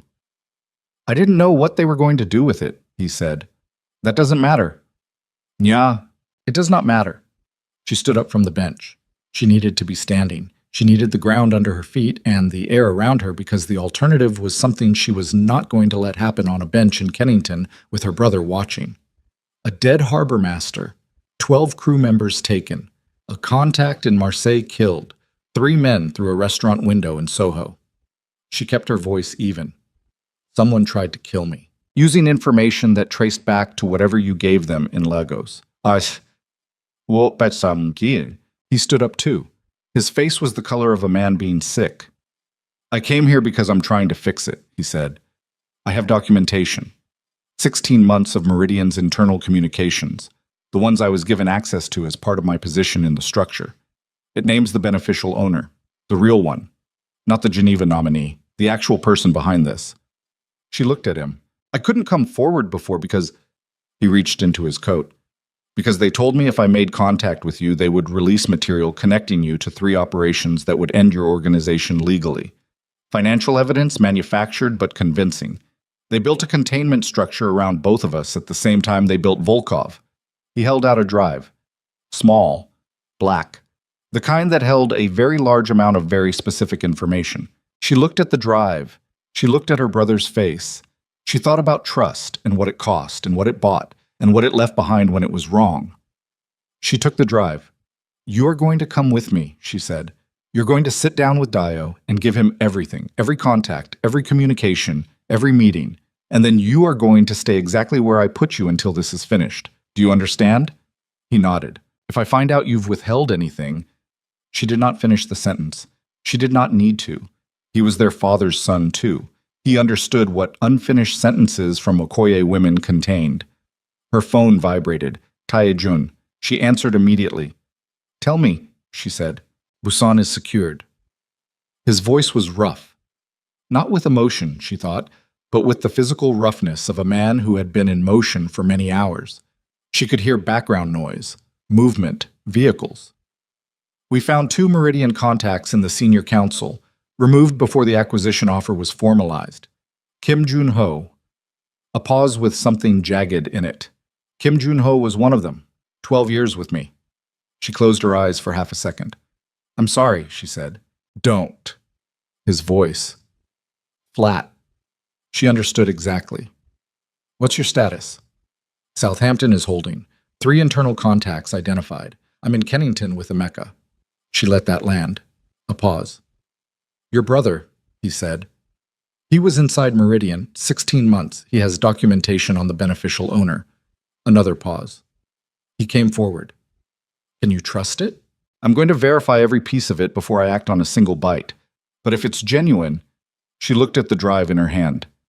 We have them. How long to verify? 6 hours. Maybe 8?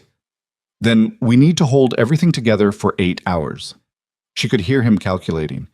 The Seoul Council is secured. Busan is secured. If your London network holds, it's holding. Then we have a window. A breath. Yeah.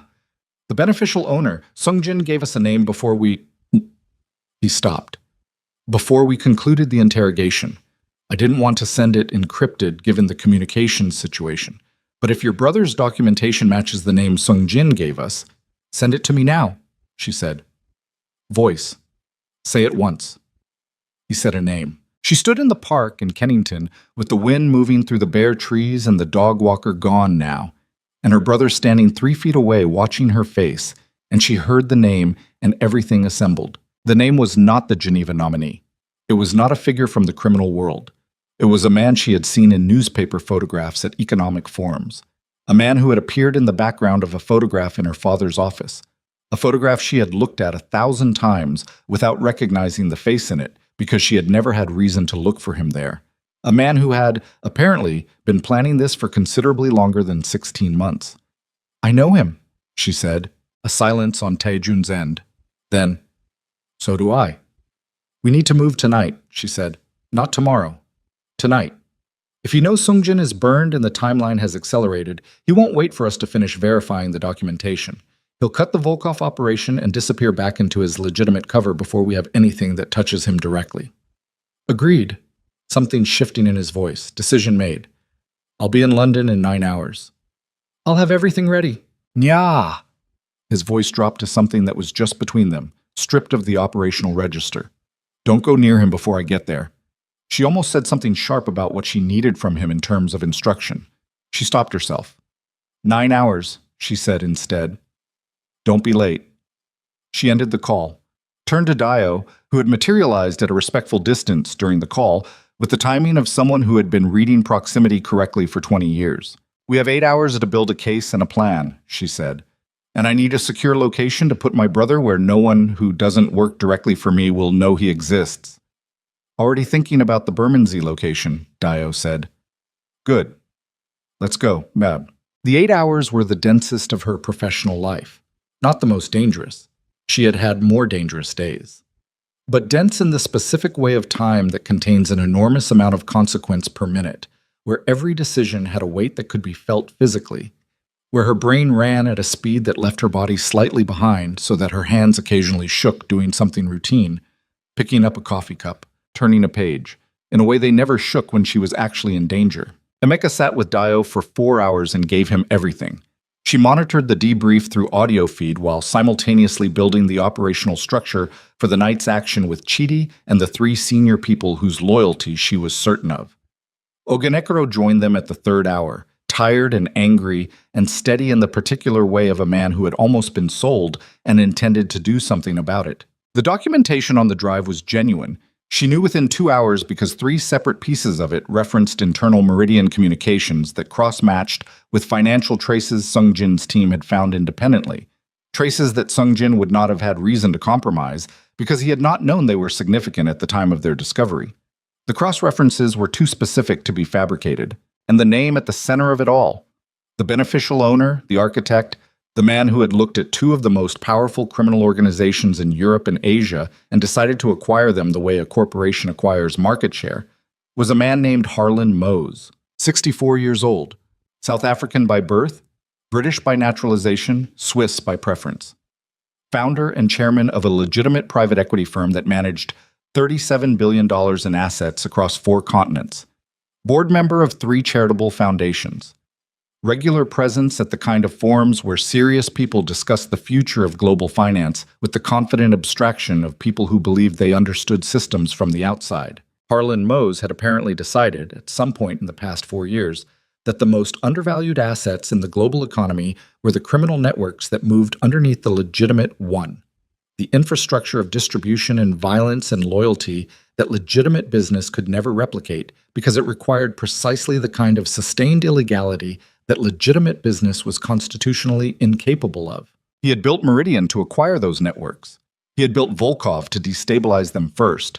And he had identified the Okoye and Kang organizations as the 2 most sophisticated criminal empires in their respective regions, and had designed a campaign specifically tailored to their vulnerabilities, using knowledge of the marriage clause, knowledge that could only have come from someone with access to Emmanuel Okoye's private legal documentation. Which meant Harlan Mose had a source inside the Okoye family's innermost circle that predated Emeka's recruitment by years. She found it at hour 6. It was in the communication logs Emeka had provided. a reference to an original source, unnamed, described only as the Foundation contact, a source who had provided the will documentation, the clause specifications, the detailed organizational map of both the Okoye and Kong syndicates more than 3 years ago. She stared at the reference for a long time. Then she called Alderton. He answered on the second ring, which was already wrong because it was past midnight. "Alderton," she said, "how long have you known Harlan Mose?" The silence that followed lasted long enough to answer the question entirely. "Nya," he started. 27 years, she said. "You served my father for 27 years. How long have you known Harlan Mose?" Another silence. Smaller this time. Resigned.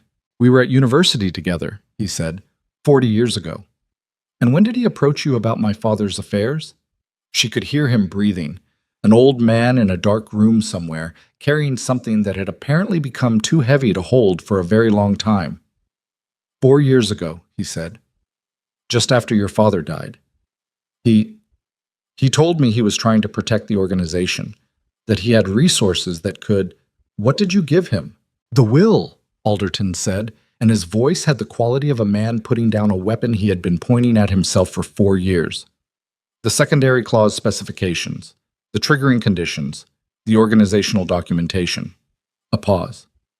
I told myself it was financial advice, structural consultation. He told me he was going to help you. Stop. She closed her eyes, opened them. The operations room around her was full of people working, and the noise of it was very far away. Alderton, where is Mose tonight? A pause. He has a residence in... Where is he tonight? He flew into London this morning, Alderton said. He called me. He said the situation was becoming complicated and he wanted to discuss contingencies.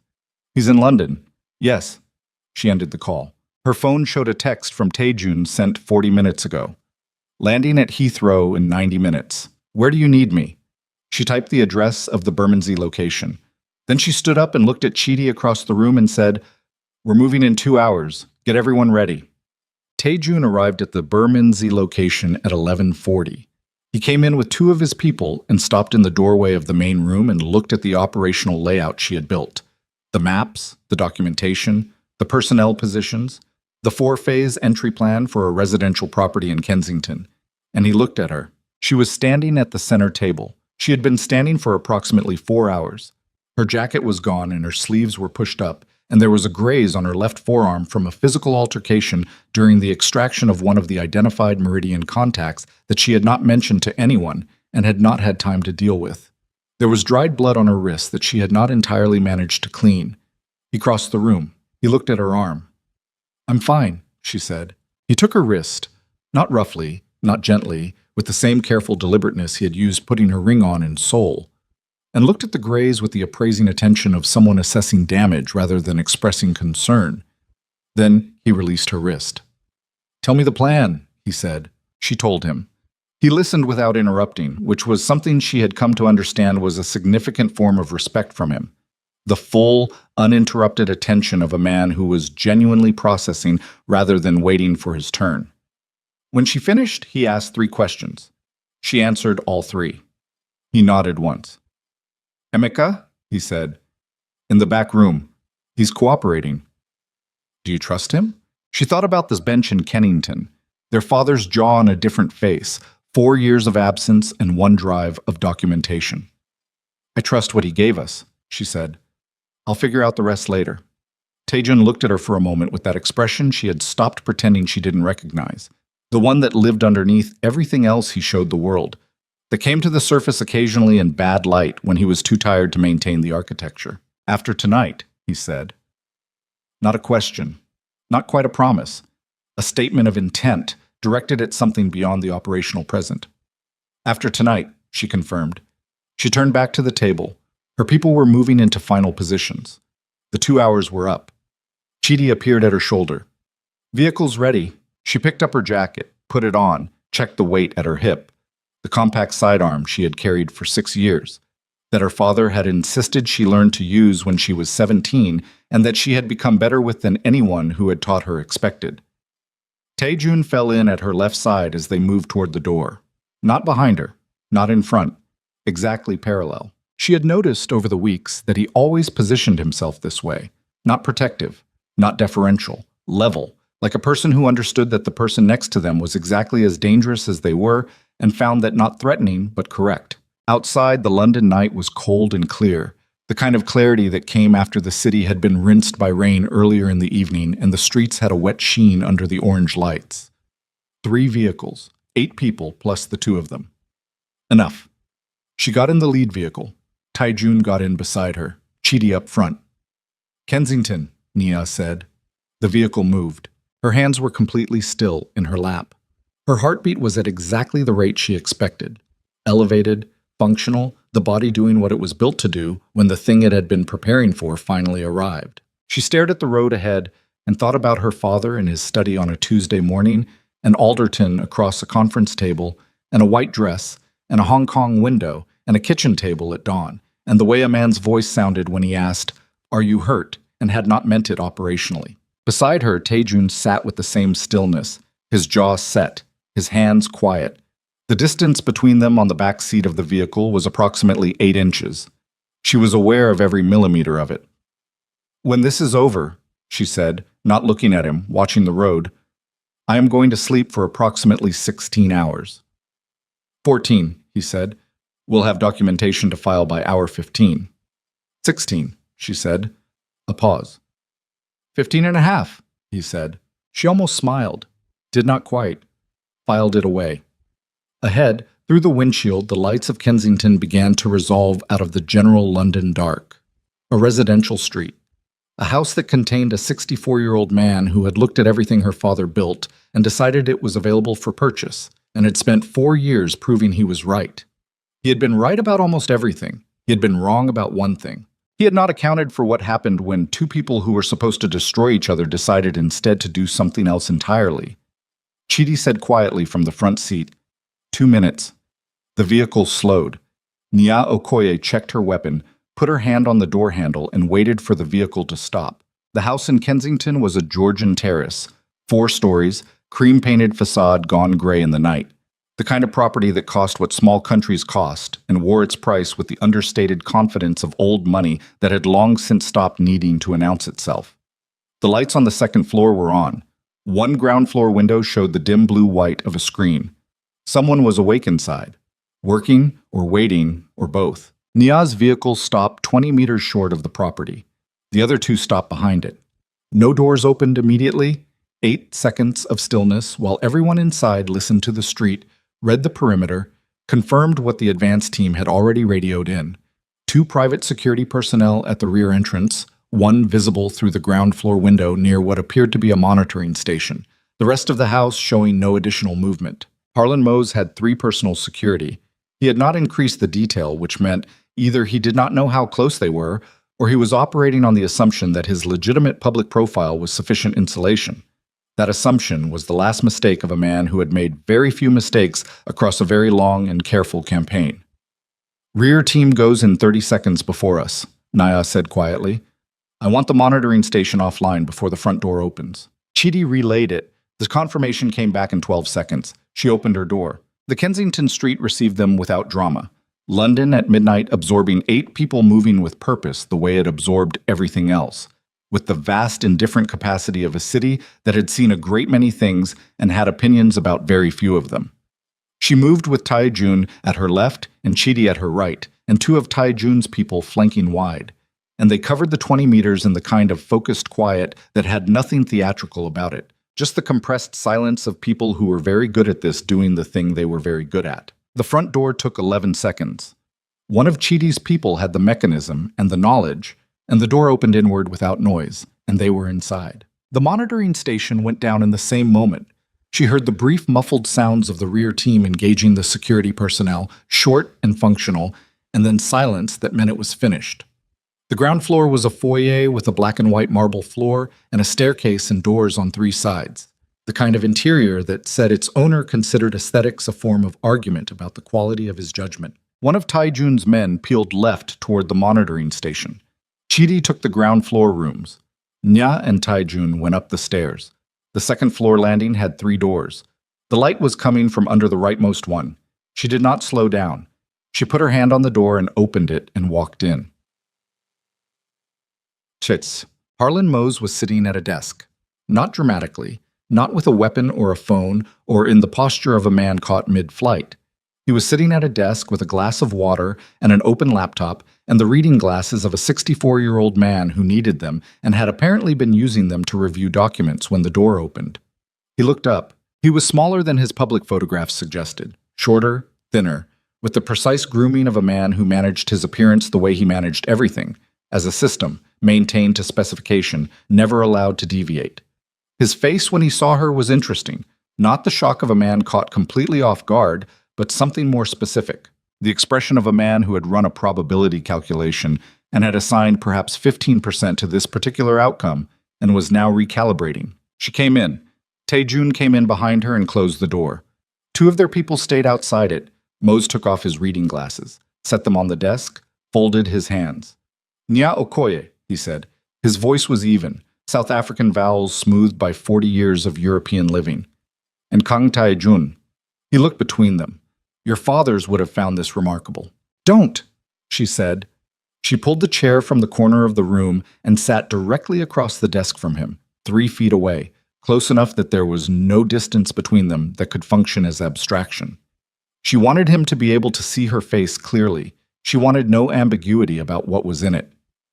The documentation from Meridian's internal communications, the Alderton correspondence, the Lagos operation, the Volkov campaign architecture, all of it is in the possession of 6 people currently, in sealed packages with instructions for distribution to 3 international law enforcement agencies and 4 investigative journalists if any of those 6 people fail to make contact at established intervals.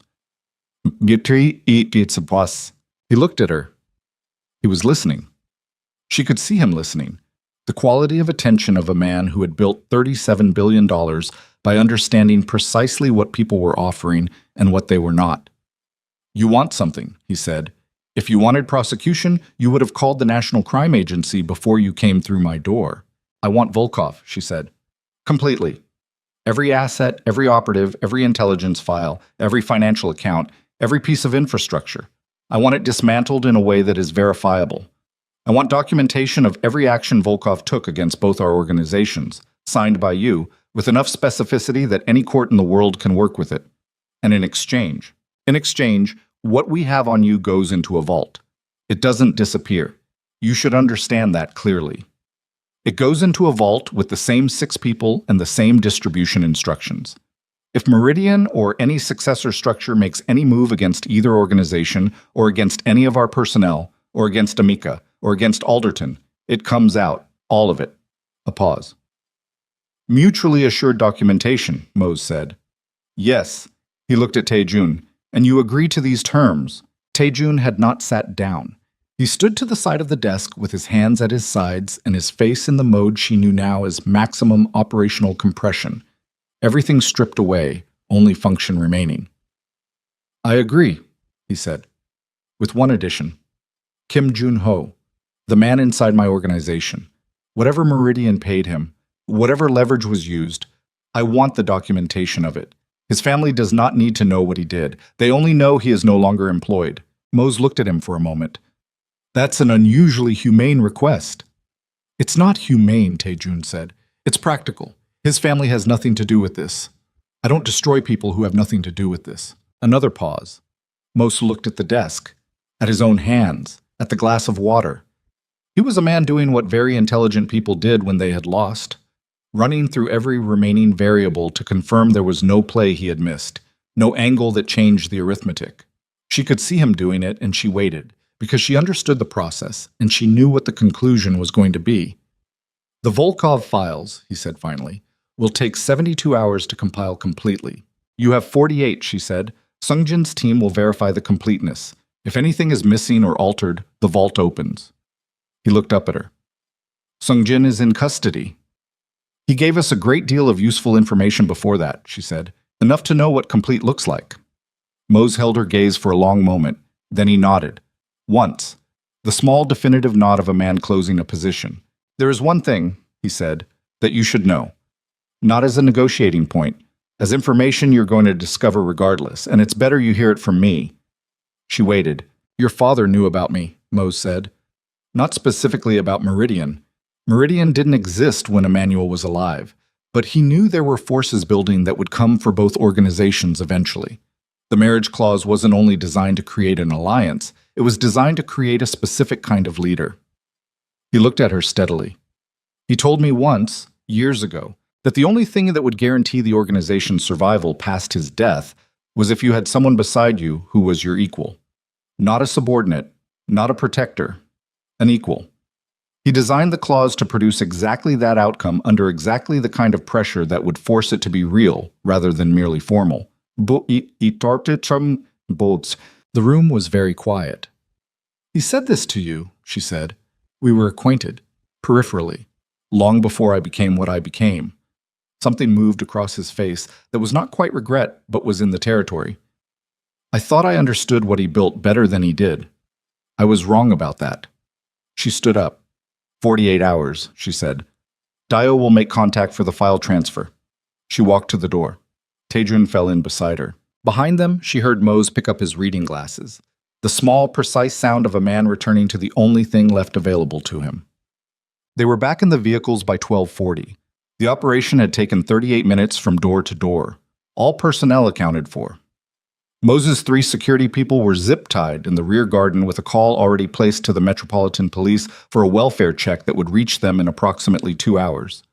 Long enough for her people to be clear, long enough for Mose to have decided on his legal strategy, not long enough for him to do anything that changed the arithmetic of the next 48 hours. She sat in the back of the lead vehicle and felt the specific texture of exhaustion that came after the end of something large. Not the productive exhaustion of work, but the decompression exhaustion of a body that had been running at emergency capacity for a sustained period and was now, tentatively, beginning to understand that it could stop. Her left arm ached where the graze was. She had forgotten about it during the operation. It came back now. Tadrian was looking at her arm again. There's a kit in his back, Chidi said from the front without turning around. With the timing of a man who noticed things and correctly assessed when to mention them, Tadrian reached back and found the first aid kit without asking. He opened it and found the antiseptic and the gauze, and he cleaned the graze on her forearm with the same careful mechanical attention he had given everything else tonight. And she sat still and let him, because she was too tired to perform indifference, and because, if she was being entirely honest with herself, she had stopped wanting to. The vehicle moved through the late London streets. Almost no traffic. The city running on its night skeleton, the version of itself it allowed only when the day people were asleep. What he said, Tadrian said, not looking up from her arm, about your father designing the clause to produce a specific outcome. I heard it. Do you believe it? She looked at the window. Her father's study, a Tuesday morning, a Patek Philippe that ran 3 minutes fast. Yes, she said. He was that precise about everything. I don't know why I thought his will would be different. Tadrian finished wrapping the gauze. He did not immediately release her arm.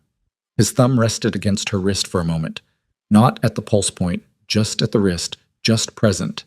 And then he let go. My father, he said, never told me what he wanted for me.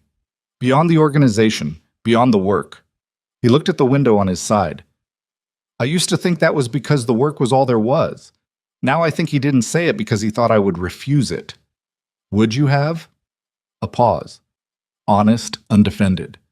Yes, he said. Probably. She looked at her wrapped arm, at his hands resting on his own knees now. We're going to have to go back to Seoul, she said. Yes. And rebuild the intelligence architecture from the ground up. Yes. And deal with the council transitions in both organizations. Yes. And the Alderton situation, and Emeka. Yes. She turned her head and looked at him. He turned his head and looked at her. The distance between them in the back seat of the vehicle was what it had always been, the same 8 inches, and yet something about it had changed its quality. It was no longer the distance between 2 people maintaining professional boundary, but the distance between 2 people who had stopped needing the boundary to be that large and had not yet closed it, and were both aware of that fact. After the 16 hours of sleep, she said. The corner of his mouth moved, not quite a smile, adjacent to one. 15 and a half. We're going to have a different conversation, she said, not about the organizations, not about Volkov or Meridian or any of it. He held her gaze. I know. I'm telling you in advance because I don't do things without preparation, he said. I know that too. She looked back at the road. Chidi in the front, tactfully not existing. London sliding past the windows, the city becoming its ordinary self again. The parts of it that had nothing to do with criminal empires or acquisition campaigns or the inheritance weight of dead fathers. She thought about preparation. About the 6 years she had spent preparing for every possible contingency except the ones that could not be prepared for. Grief and trust, and the specific terror of being known by someone you could not afford to underestimate and could not afford to dismiss. She had spent 6 years building walls that were architecturally perfect, and she had married a man who had done the same, and somewhere between the Hong Kong conference table and a kitchen at dawn and a park bench in Kennington and the back of a vehicle smelling of antiseptic and old leather, the walls had done what walls eventually did when they met something that had no interest in going around them. They had come down. Not all the way. Not cleanly. In the uneven, reluctant, unglamorous way that real walls came down, piece by piece, without announcement, leaving rubble that you had to navigate carefully for a long time afterward. But down. The Alderton meeting happened 2 days later, in his office at Gray's Inn, the same conference room where he had read her the marriage clause 7 weeks ago. He was already there when she arrived, which told her he had not slept and had not intended to. He was 71 years old. He had served her father with genuine loyalty for 27 years and had spent the last 4 carrying the weight of what he had done, and it showed on him now in a way that the professional surface had previously concealed. The eyes of a man who had made peace with something unresolvable and was living inside that peace uncomfortably. She sat across from him. I'm not going to prosecute you, she said, or remove you, or tell anyone outside of my immediate circle what you did. He looked at her with the bewildered relief of a man who had prepared for something else entirely. What you gave Mose gave him the triggering conditions, she said, but it also gave him the marriage clause, which gave me Taijun, which is why we're sitting here today instead of the alternative. She paused. I'm not saying it was worth it. I'm saying the accounting is complicated, and I don't have the energy or the interest in adding your destruction to an already complex ledger. He was quiet for a moment. Then, with the care of a man choosing words from a very small available supply, your father would have... My father built a trap using his own daughter, she said. With love. With completely genuine love and the absolute certainty that he knew better than she did what she needed. She looked at the table. I've decided that I am going to be angry about that for exactly as long as I need to be, and then I am going to accept that he was right and move forward. That's all I can do with it. Alderton nodded slowly. The nod of a very old man receiving information that reorganizes something structural. The documentation on Mose, she said. I need a second custodian outside my immediate network. Someone with absolute legal standing. Someone Mose's lawyers cannot approach without it being immediately visible. He straightened. The professional posture coming back, the thing he could still offer. I can arrange that, he said. Good. She stood. When it's done, we're current. Do you understand what I mean by that? He looked up at her. Yes, he said. I understand. She left him there, in his conference room, with the late afternoon light coming through the windows of Gray's Inn in the way it had come through windows in London for 300 years, indifferent and golden and completely without judgment. Emeka she met in a pub in Bermondsey 2 days after that. Not a place either of them had been before. Neutral ground, no history. A pub that smelled like old wood and had a back corner where 2 people could talk without the conversation carrying. She bought the drinks. She did not know why she did this except that their father had always bought the drinks, and some gestures persisted past their origin. He looked better than he had in the park. Slept, or nearly.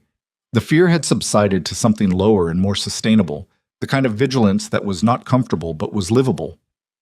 I can't bring you back in, she said. You know that. I know. Zurich.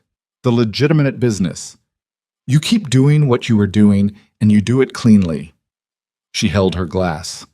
If I find out at any point that you are operating in criminal space again, adjacent to it, consultant to it, a single phone call to anyone inside it, the Emeka accommodation ends, permanently. He nodded. He looked at the table.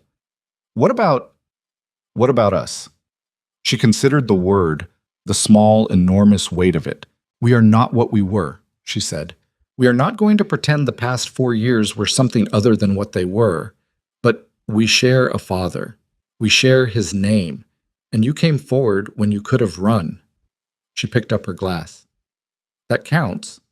I don't know how much yet, but it counts. He let out a breath that had been in him for some time. He would have, Emeka started. Don't tell me what he would have done, she said. Not unkindly. I spend enough time already trying to figure that out on my own. He almost smiled, the shape of their father's jaw doing something their father's jaw had done, and she felt the grief of it and let herself feel it, and it did not incapacitate her, which meant she was getting better at carrying it. They finished the drinks. They walked out onto the Bermondsey Street in the November cold and stood on the pavement for a moment. The kind of moment that does not have a clear social script, and so people tend to fill it with the first honest thing available. Stay safe, she said. You too, he said. He walked north, she walked south. She did not look back, and she did not need to. Chapchi, the Volkov files arrived in 41 hours, not 48. Mose was a precise man, and precision, apparently, survived even a negotiated defeat. The files were complete. Sung Jin's team, operating under temporary external supervision while the question of his formal disposition was being determined through the Kong Syndicate's internal process, verified their completeness within 6 hours. The Volkov operation was dismantled over the following 3 weeks. Not dramatically, not in the way of films where everything explodes simultaneously and there is a climax with clear visual resolution. It happened the way real dismantling happened, methodically, incrementally, each piece of infrastructure identified and neutralized in an order that prevented any one removal from alerting the others, until the network collapsed inward like a structure that had lost its load-bearing members and simply ceased to hold its shape. The Rotterdam crew, all 12, eventually recovered or confirmed safe. One had died in the initial seizure. A man named Tobias, who had been with the organization for 11 years and who left behind a wife and 2 children in Tilbury, and for whom Naya established a fund through a legitimate charitable structure that would cover their expenses and the children's education, and whose name she added to a private list she kept in a notebook her father had given her when she was 7. A list of costs that could not be reimbursed but could be acknowledged. The Busan port operation, fully restored within 2 weeks. The Incheon disruptions cleared. Kim Junho's departure from the Kang Syndicate was processed quietly. His family told only that he had chosen to retire from his position for personal reasons. He had a daughter in university in Daejeon, Nia later learned, studying architecture. She did not know why Taijun had told her this. She thought perhaps he had needed to tell someone. Fasola, the Meridian plant in the Southampton operation, turned over to the appropriate authorities through a channel that allowed the evidence to be genuine and the organizational distance from its source to be complete. The same with 3 of the other London network Meridian contacts. The 4th, a woman named Brenda, who had been coerced rather than recruited and had minimized rather than amplified the damage she caused, was quietly relocated and given a second chance that she had no way of knowing came from Nia directly. This was not mercy in the abstract. It was a decision about what kind of operation she was running and what kind of person she was choosing to be, and those 2 things had become increasingly difficult to separate. They returned to Seoul in the first week of December. The compound felt different than it had in November. She could not have said precisely why. Nothing structural had changed. The same 17,000 square meters, the same staff, the same eastern and western wings connected by a corridor that had initially been a demonstration of distance. The light in early December came through the windows at a different angle, maybe. Or she came through the door a different person, which amounted to the same thing. Taejun had been in Seoul for 5 days before her, managing the council transitions and the restructured intelligence apparatus and the 1,000 operational details that a large criminal organization generated continuously, regardless of what its leadership was processing personally. She had spent those 5 days in London doing the same. They had spoken by phone each morning at 7, each call lasting between 8 and 25 minutes, each one beginning with operational matters and ending in the last 2 days with something that was not operational matters, and that neither of them had formally acknowledged. She arrived at the compound at 6 in the evening. She was met by the head of household staff, shown to her wing, given tea she had not asked for but was grateful for. She set her bag down and stood in the middle of the western wing and looked at the connecting corridor. The door at the far end opened. Taejun stood in it. He was in a dark sweater, no jacket, the off-duty version of himself that she had seen intermittently across 7 weeks, and that still carried a quality of mild surprise for her, the way seeing a powerful person in a mundane context always did. The reminder that the armor was worn rather than grown. He looked at her across the length of the corridor. "How was London?" he said. "Cold," she said. "How was Seoul?" "Cold."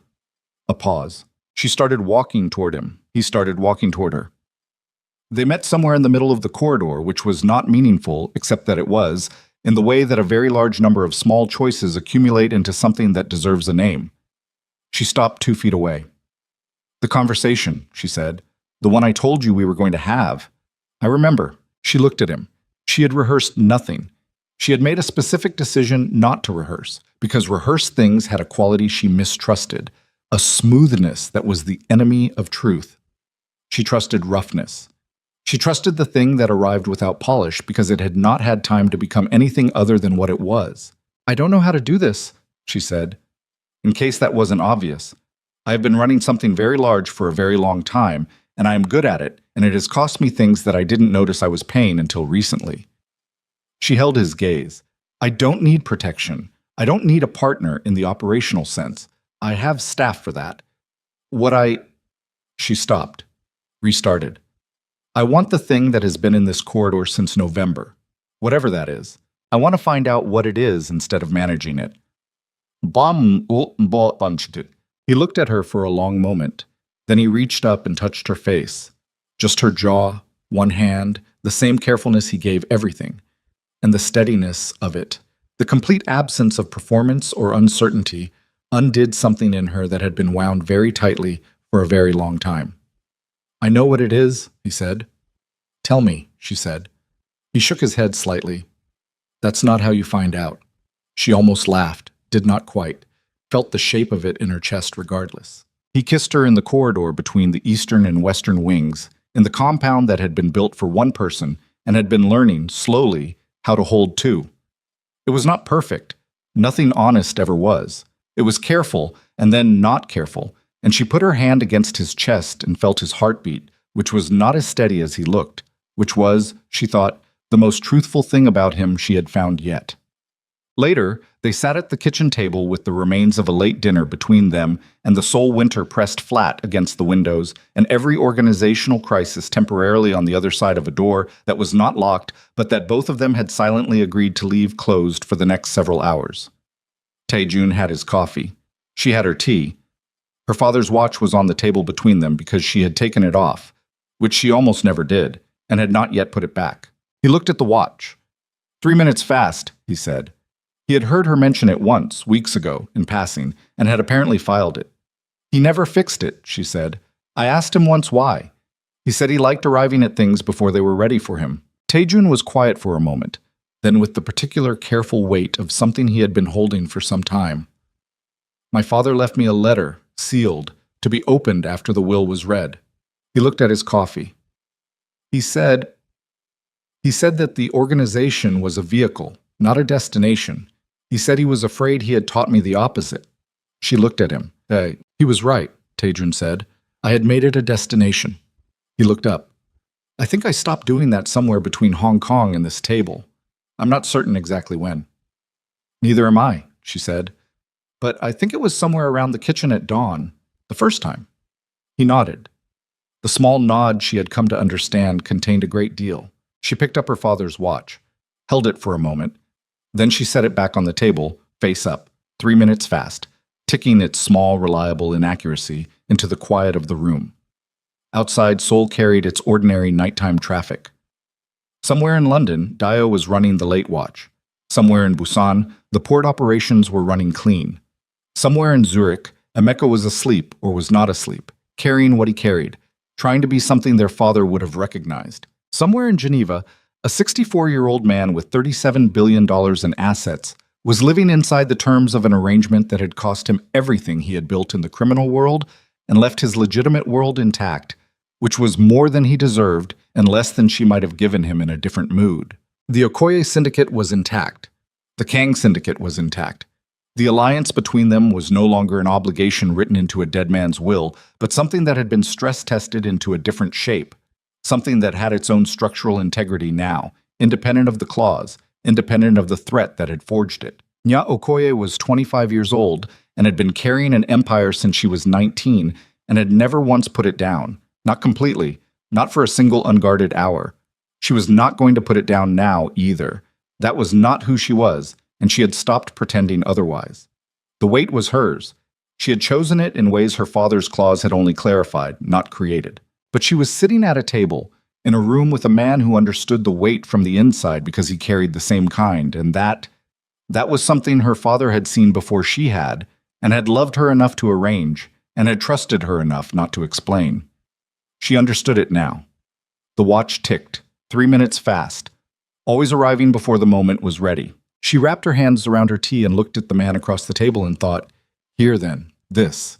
Whatever comes next, this first. Taejun looked back at her.